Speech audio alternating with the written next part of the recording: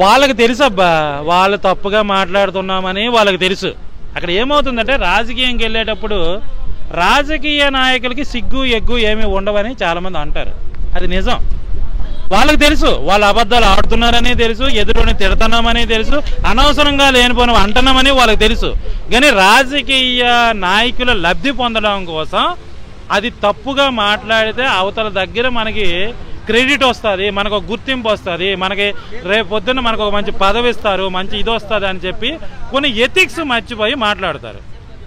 ఆ ఎథిక్స్ మర్చిపోయి మాట్లాడడం వలన నువ్వు రాజకీయ నాయకులు మాట్లాడడంలో తప్పు లేదు, కానీ ఇండస్ట్రీ వాళ్ళు మాట్లాడడంలో చాలా మైనస్ ఉంది.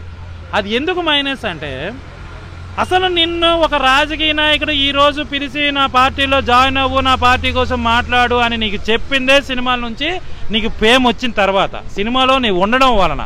అలాంటి సినిమాల్లో ఉన్న నీకు అవకాశం ఇస్తున్నాడు కదా అని చెప్పి నీ గతాన్ని, నీ యొక్క లైఫ్ని, నీ యొక్క ఎక్కడైతే పుట్టి పెరిగి ఎక్కడైతే నువ్వు లాభాలు పొందుతున్నావో, ఎక్కడైతే బతుకుతున్నావో, ఎక్కడైతే పేరు ప్రఖ్యాతులు వస్తున్నాయో అది మర్చిపోయి అందులో ఉన్నోళ్ళుగా తిట్టి అవతలోడు ఎవరి దగ్గర లబ్ధి పొందాలనుకునే ఒక మూర్ఖమైన ఆలోచనలతో, మూర్ఖత్వంతో చేస్తున్న ఎదవ